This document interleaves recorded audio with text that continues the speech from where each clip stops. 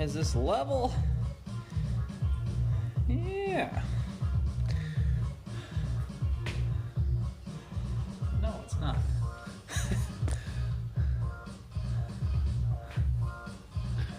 Okay, I think the stream is good. Is the mustache good? That's really the question here, right? Should go get my brush. Okay. So, we're gonna do another density session today. What does that mean? That means we're gonna choose 5 to 6 exercises, plus or minus a cardio or a high intensity type exercise in there. So cardio being something like jump rope. I was gonna say skipping, that's the same thing. So jump rope.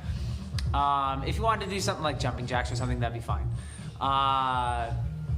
Cardio machine, obviously. Running or jogging. Or some other equivalent cardio type exercise. Or as far as the high intensity things go, things like jump squats or med ball slams or that type of thing. So something that has a high cardiovascular demand just because it's very intense, but not as much as of that strength demand. It's really the speed that's setting the intensity rather than the weight of it. And then we got 5 exercises or so that are going to address the basic sort of fundamental movement patterns that we're looking to load in strength training. So things like your upper body push, upper body push, upper body pull, lower body push, lower body pull, which oftentimes is sort of combined into one just because a closed chain movement for legs typically will satisfy both of those demands. And then maybe even something like a loaded carry or a core movement or something along those lines.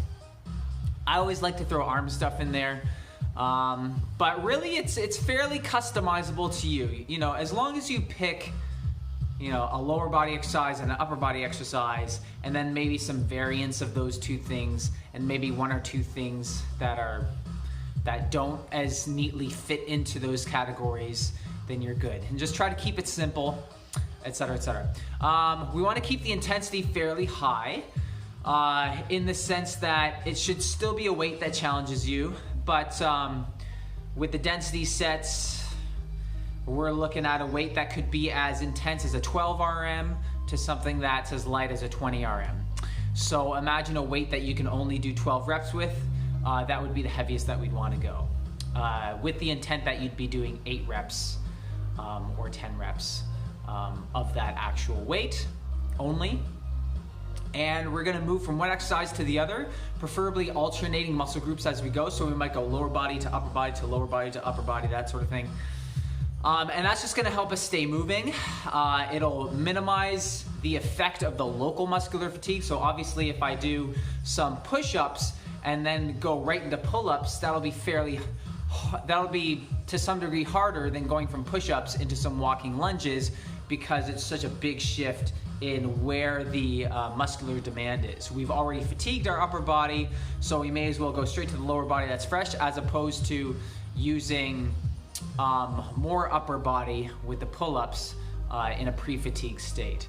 Hope that makes sense. So by moving from one exercise to the other with minimal rest in between, we're maintaining the intensity, and the muscle fibers do fire more completely, we'll say, or with greater amplitude when you're already in a pre-fatigued state. The only drawback is that the actual absolute performance experiences a decrement because we're not able to lift as heavy because we're in pre-fatigue. So this is very much we're not training power or strength per se with the intent of improving that strength. It's more of a maintain your strength sort of workout while training more hypertrophy, because we're getting sufficient stimulus to the muscle fibers and we're doing a decent amount of volume. And it's a very cardiovascularly demanding training routine as well. So we're getting the benefits of hitting the cardiovascular and the strength. And because we're fitting in such an amount of work in such a small amount of time, the energy demand is very high. So the amount of energy or calories that you're burning per unit time is greater than it would be if you were doing something that was less intense, for example. Now, of course, I always want to add in the disclaimer that this does not mean, and this doesn't have anything to do with fat loss or weight loss, because that will depend on the marriage of other factors like, okay, how much food are you taking in that day in the first place? Are you eating over your calorie limit? Because no amount of exercise that you do is going to matter if you're eating over your calorie limit. And the amount of calories that you burn in any one single time isn't as important as the total amount of energy or the total deficit that you're able to build upon over a very long amount of time, right? Time is the dependent factor when it comes to weight loss. You will experience the best weight loss when you have the most amount of time to work with, right? Because then you have the most opportunity to create and maintain deficit. If you only have one day to work with, there's only so much that you can get done in that one day or that one workout. And that's where people really fail when it comes to weight loss or fat loss. They think that, oh, if I do this particular exercise in this particular format that's gonna maximize my fat loss, I'm gonna reach my goals the fastest. No, unless you plan on losing all of the weight that you want to lose in one session or one day, that's not how it works. You need the greatest amount of time to lose that weight as you need. So if you need to lose 10 pounds, on average, we're looking at 2 pounds per week. You're gonna need at least 2, 4, 6, 8. You're gonna need at least, I would say more safely, a month and a half to 2 months to lose 10 pounds of actual fat and not just water weight. As opposed to thinking that you can lose all of that in like one day or in a week or even a month. Hopefully I'm not going too far off on a tangent. If you want me to go into more detail about this with you, then just message me and we can do that. Okay, so I'm going to try a few different things today just because my back is feeling better today than it was even yesterday, so I'm feeling pretty good. However, we always want to make sure that we go through a little bit of diagnostic testing, a little bit of warm-up. So my glute medius does feel a little touchy today, so I want to really dig a ball into that. So I've got my lacrosse ball. I'm going to grab a piece of wall here. Ball on the wall, butt on the ball. I'm going to dig that in because that is tender right now. So I want to try to loosen that up before I get into anything. I also just did 5 minutes on the bike before starting the video. So I've gotten the blood flowing a little bit. So after warming up my joints, doing some joint mobility, and maybe a little bit of minor stretching, we're just going to go right into the workout.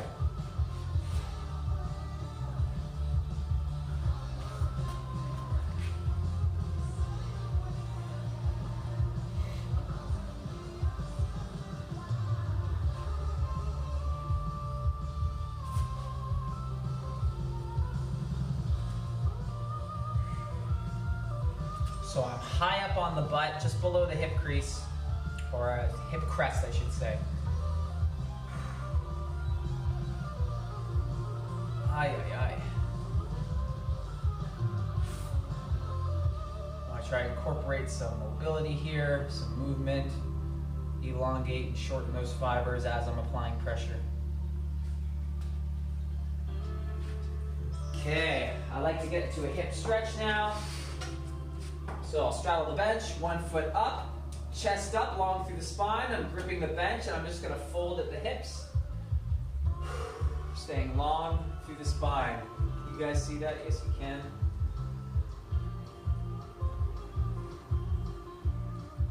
I'm leaving about a foot length of space between me and my foot, or between the foot and my groin. Okay, opposite side.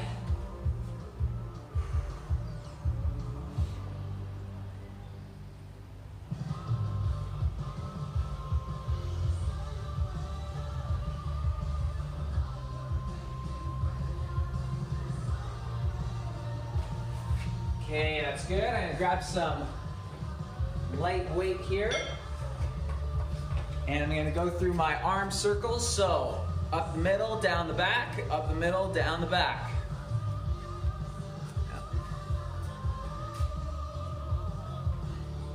Slow and controlled.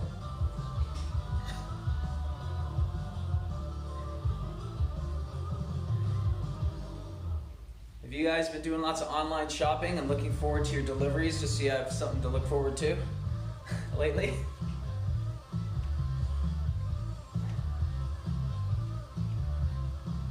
I don't do that.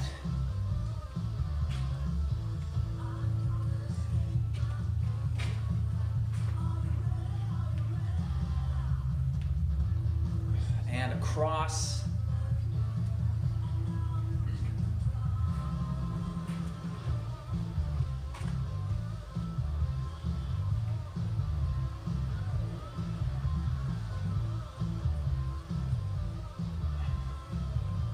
Make sure you keep that shoulder blade down and back. Keep those ribs down. And I'm keeping my thumb up, so as I go across, thumb up. So as I go out, thumb up, and then across, thumb up. So just emphasizing that external rotation. Oh, yeah. Okay, gun show. There we go. Let's go through some exercises here. Make sure the lighting's not too bad with that door open.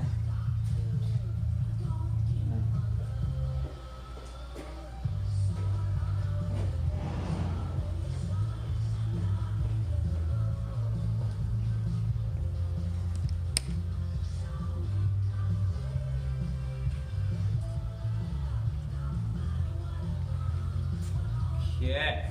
All right, so gonna start with some push-ups. And I'm gonna do 20 just because I can do a lot of push-ups as opposed to doing 10. So here's my upper body push-ups. I'm gonna grab some floor. Hand placement is gonna be, at minimum, I like to go thumbs to the armpit crease, if not slightly wider than that. We wanna make sure that we're in that push-up position, that the forearm is positioned above the wrist or the hand, because we want that forearm to be as vertical as possible. The more angular that forearm is, either from the front or from the side, so this would be straight down, this would be angular, the more pressure and shear and torque that we're getting through the elbow. So we want to try and minimize that as much as possible. And when we come down for a push-up, we need to be coming forward of our hands, okay? We shouldn't be coming down with our hands by our face. When we lie down, the tips of those fingers should not be past the tops of the shoulders. Okay. 2, 3, 4, 5, 6, 7, 8, 9, 10, 11, 12, 13, 14, 15, 16, 17, 18, 19, 20. Good stuff. Okay, goblet squat. So you're gonna need your kettlebell.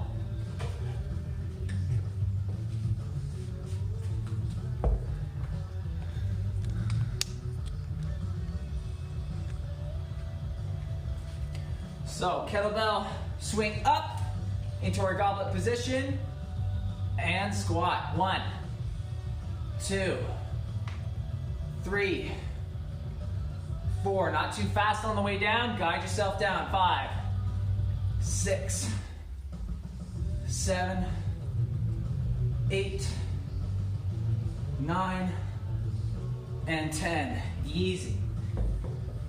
Okay, let's do some back. One arm rows with our kettlebell. So we're gonna take a long stagger stance. We got a kettlebell at our instep. I'm sort of rested with my forearm on my thigh, but I'm not lazy through the spine. I'm maintaining an erected back position. 1, 2, 3. We're gonna go for 8 reps per side. 4, 5, 6, 7, 8. Good. Switch sides. 1, 2, 3, 4, 5, 6, 7, 8. Good. Okay, so we went through upper body push.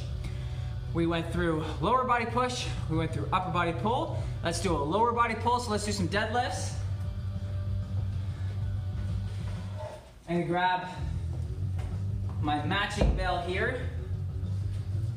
And we're gonna keep these stiff-legged position. So starting from standing, soft bend the knees, and we're keeping the hips high.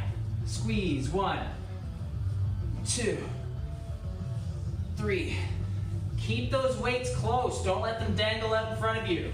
4, 5. So they should be along your sides.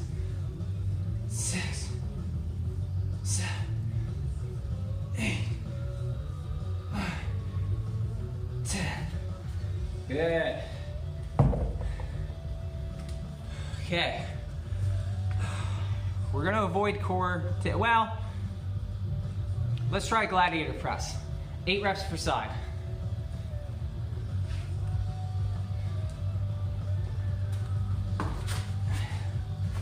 So, side plank, pop up. We need a light weight, and extend. 2, 3, 4, 5, 6, 7, and 8. We're gonna switch sides. 1, 2, 3, 4, 5, 6, 7, 8. Good. Let's try a med ball slam. Now the med ball slam is a little whippy, so it wouldn't be my first choice in a convalescence period for a back strain, but we'll give it a try and we'll see how it feels.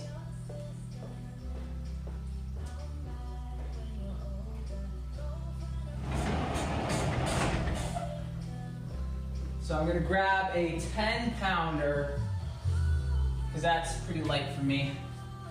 Okay, so as always, balls should start in between your feet.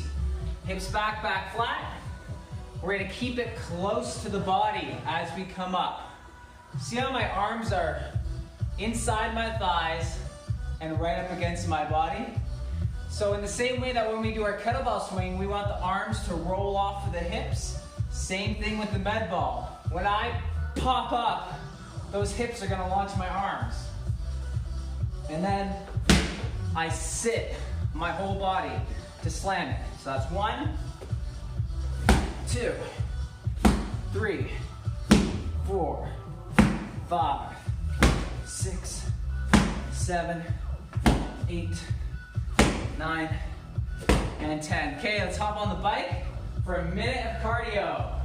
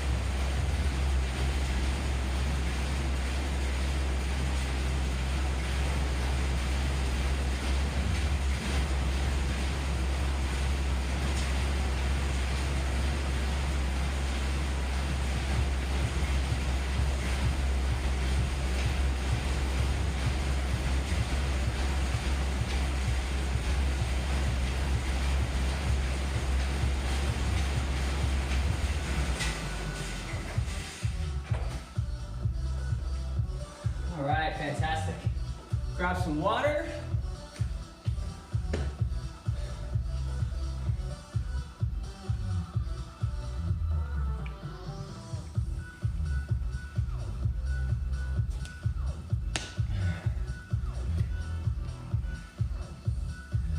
Okay, so we're gonna cycle back through. That was 1 round. We need at least 4 rounds.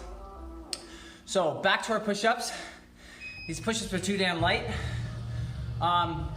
So what I'm gonna do actually is I'm gonna do these elevated from the kettlebells. Now normally elevating yourself will make these easier, but what this is gonna allow me to do is actually get a little more range of motion too. And I'm gonna adopt a narrower position, hammer grip style, so palms facing in towards each other. So it's going to require a bit more shoulder and tricep, and won't be as chest dominant. So it's going to be a weaker push-up overall.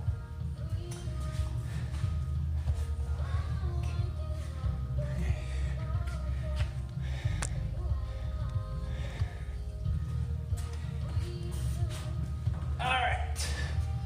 So you guys still can't see. Okay, hands on my kettlebells, not too narrow, but definitely not too wide. 1, 2, 3, 4, 5, 6, 7, 8, 9, and 10. Excellent. Moving on to my squats. I need some more weight.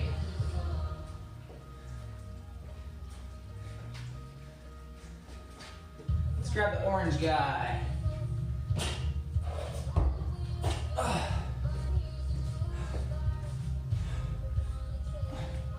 Okay, orange bell. Hips back, back flat. 1, 2, 3, 4, 5, 6, 7, 8, 9, and 10. Good stuff. Okay, rows. Row your boat. 8 reps per side. I'm gonna move up to the green on these.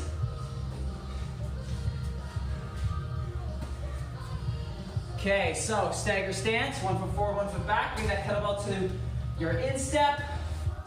1, 2, 3, 4, 5, 6, 7, 8. Okay, switch. 1, 2, 3, 4. Back towards the hip. 5, 6, 7. Stay long through the spine. 8. Good. All right. What else we got? We're gonna pull deadlifts. Okay. Let's grab another green one.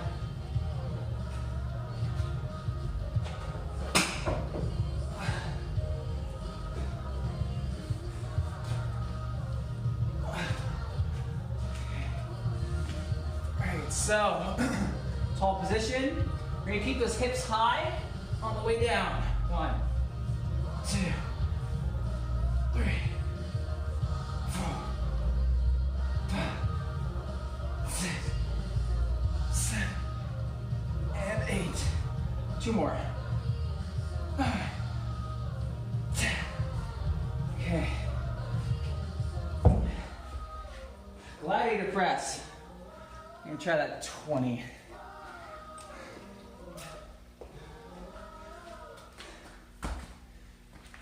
Don't worry, I won't get too carried away.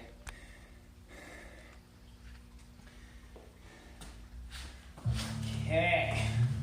So, side plank, pop up. Keep that bell tight to the body, real close. So we drag up and then extend. 3, 4, 5, 6. We're gonna lead with the elbow on the way down. So tuck the elbow and bring it in. 7, 8, good, switch. 1, 2, 3, 4, 5, 6, 7, 8. Okay. Try those med ball slams again. 1, 2, 3, 4, 5, 6, 7, 8,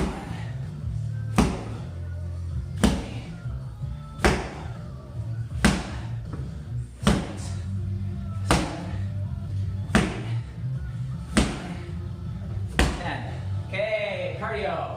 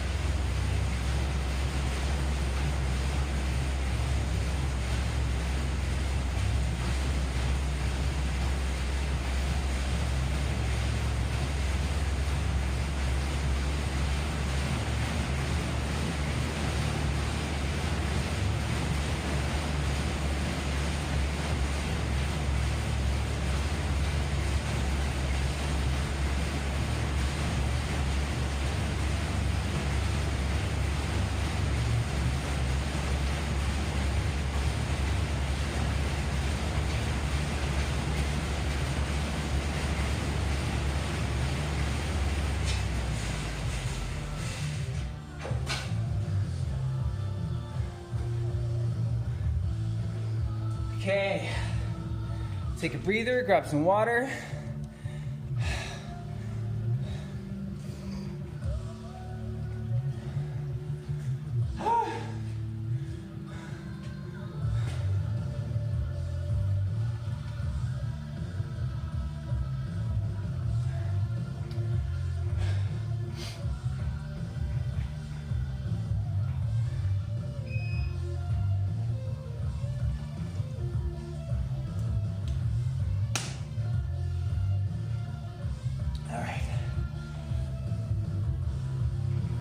Okay, peeps, round 3, back to our upper body push, so chest up, and back to my push-ups, and these are still just too damn easy. I'm gonna increase my reps to 15.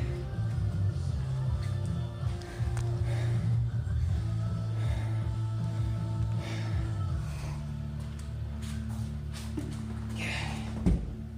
1, 2, 3, 4, 5, 6, 7, 8, 9, 10,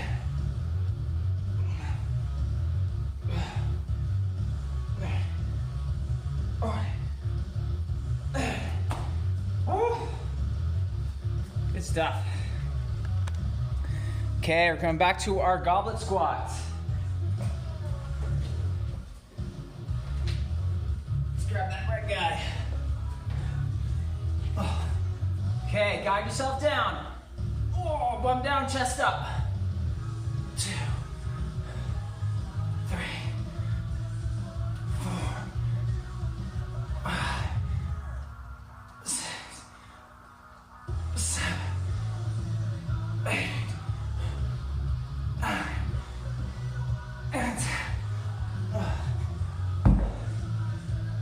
One arm rows.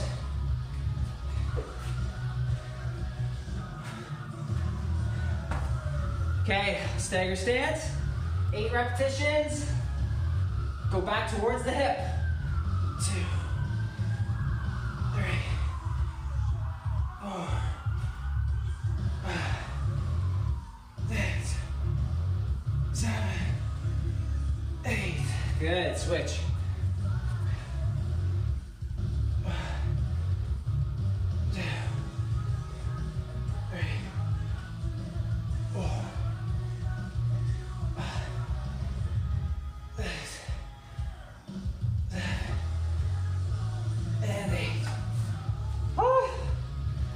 Okay, what are we at now?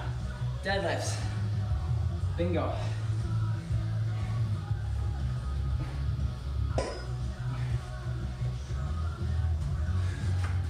Okay, so tall position. 1, 2, keep those hips high. 3, knees soft. 4, 5, 6, 7, 8, 9, 10. Okay, gladiator press.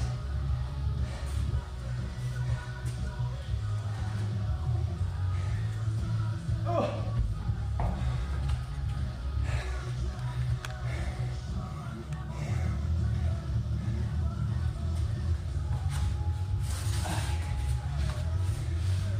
All right, side plank. 1, 2, 3, 4, 5, 6, 7, 8. Switch. 1, 2, 3, 4, 5, 6, 7, and 8. Okay, med ball slams.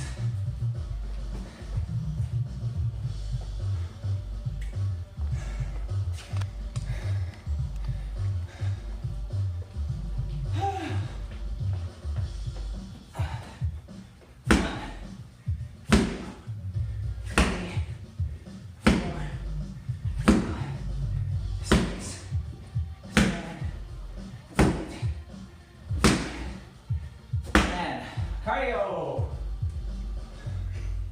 1 minute.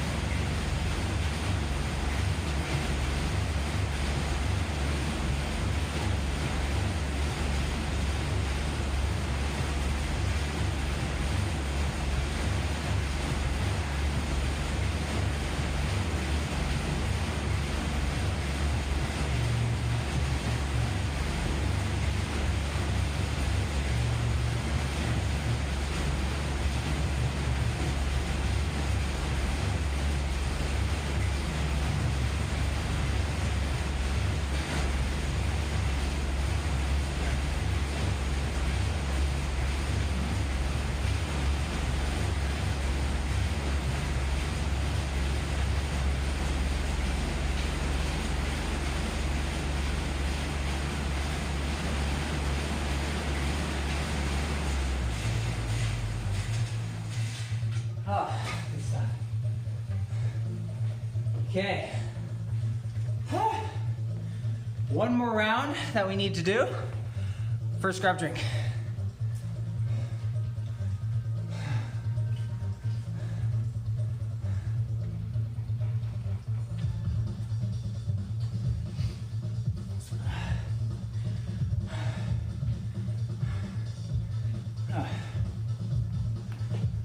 Key thing with this workout is to keep your exercises simple so that we can utilize quick transitions.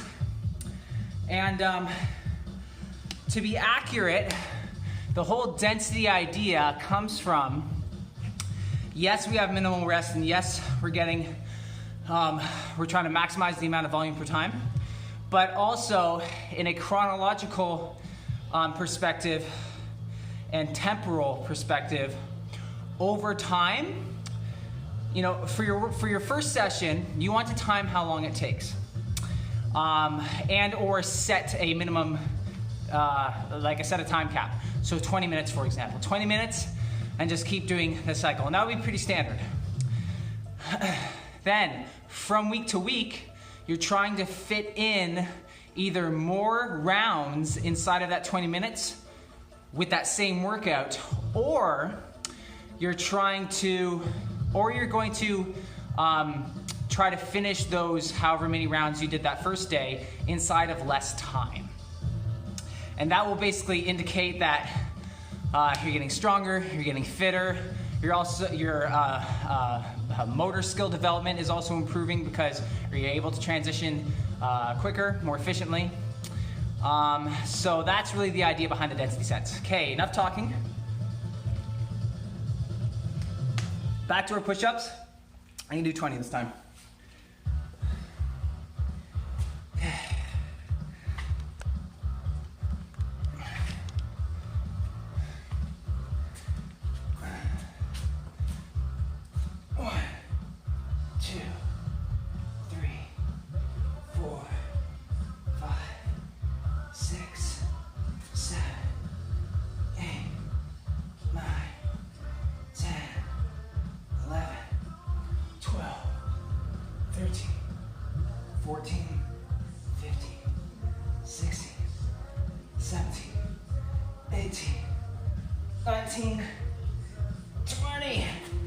Fantastic.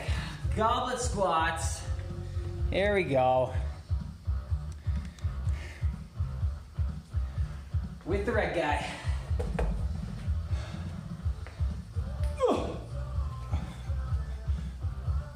One, two, three, four, five, six, seven, 8, 9, 10. One arm rows. Orange guy. Okay, stagger stance. Start at the foot, towards the toes, draw back towards the hip. Maintain length through the spine. Here we go. 1, 2, 3, 4, 5, 6, 7, 8. Let's go for 2 more. 9 and 10. Fantastic. Switch. 1, 2, 3, 4, 5, 6, 7, 8, 9, and 10. Good. All right, deadlifts. Green guys.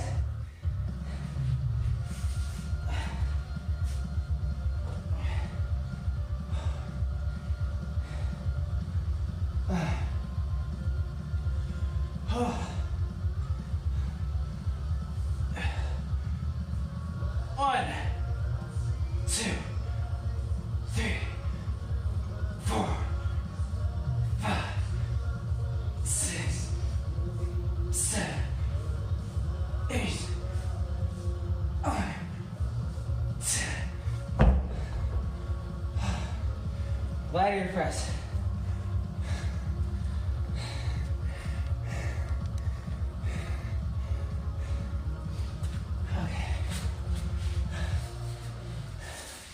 Side plank, here we go. 1, 2, 3, 4, 5, 6, 7, 8, 9, one more. 10, good stuff. Switch.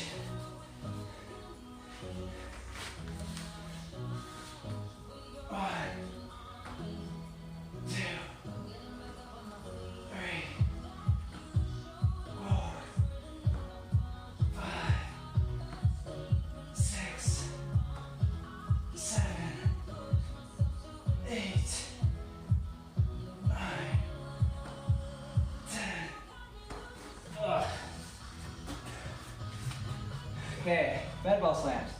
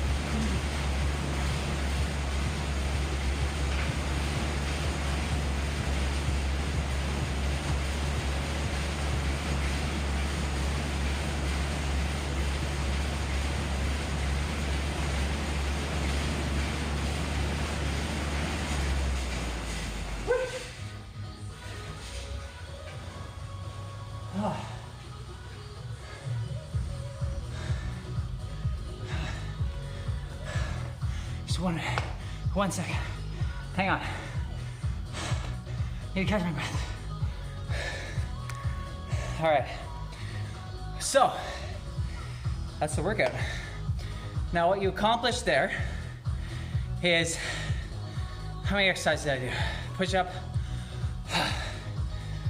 goblet squat, rows, deadlift, gladiator press, and med ball slam. 6 times 4 sets at average 10 reps, 8 to 10 reps per exercise. So, your normal sort of strength routine that you might plan to go into the gym for an hour for might be anywhere from 4 to 8 exercises at 8 to 12 reps per exercise for anywhere from 3 to 4 sets. So what we're accomplishing is we're getting in about that same amount of volume. So same number of reps, same number of sets, approximately the same number of exercises that we're doing today. Depends on how you want to play it. But we're fitting that inside of 30 minutes, which really, I took about 10 minutes dicking around before we started. So, when did we start? 20, 30? Yeah, so it's 10 o'clock now. So that took half an hour to do versus an hour to get in that same amount of work. Just by virtue that we squeezed it inside of a shorter amount of time, we're getting a big cardiovascular component there. But also just time efficiency, right? And that's the beauty of these density sets. So you got done in half an hour, which you might have had to do in an hour with a more slower paced approach. Now, there's a time and place for the slower paced approaches, especially when you're working with heavier weights. And when it comes to concurrent training where we mix strength or hypertrophy with an aerobic style of training, they can have contrasting effects. So they counter each other in terms of their effects because we're training different skills, but we're also training different things physiologically. So for example, when you do aerobic work, you are stimulating the what's the word I'm looking for? Synthesis of mitochondrial proteins for the building of both the size and number of mitochondria in your cells. Mitochondria are the organelle within the cell that is where oxidative metabolism or aerobic metabolism occurs. So when you have more or larger, beefier mitochondria and oxidative enzyme production, then you're able to utilize the aerobic system better. So we're training that aerobic system. And so substrate utilization is getting earmarked towards that physiological adaptation. Whereas when we do strength training, we are promoting protein synthesis for contractile proteins, myofibrillar proteins. So when we do concurrent training where two of those things are existing at the same time, we're having there's a struggle between diverting resources towards building contractile proteins versus building mitochondrial proteins and mitochondrial enzymes and all the stuff that goes along with that cellular machinery. Some of the research indicates that, say for example, in the absence of strength training, high intensity cardio training can maintain or build strength in at least the lower body, because that's predominantly where aerobic training, where the most active muscles are with aerobic training, running, cycling, whatever, that sort of thing. Very leg dominant. But with a strength component already there, we do tend to see some, I don't want to say decrements in strength building or hypertrophy building, but they're counterintuitive. And that's all you really need to know. But I'm a big proponent of the idea of time and place, right? And all these workouts have their place depending on what goals you're looking for. So for building your fitness, for building your cardiovascular fitness, for building your sports performance, stuff like that, really great, this style of workout, but it's also great for maintaining your strength. Maybe not necessarily building it, again, coming back around to the effects of concurrent training and how that impacts your strength building, how it's sort of counterintuitive. It at very least maintains your strength, but it can build strength too, for sure. Okay, enough talking, gonna let you guys go, and thanks for joining me. See ya.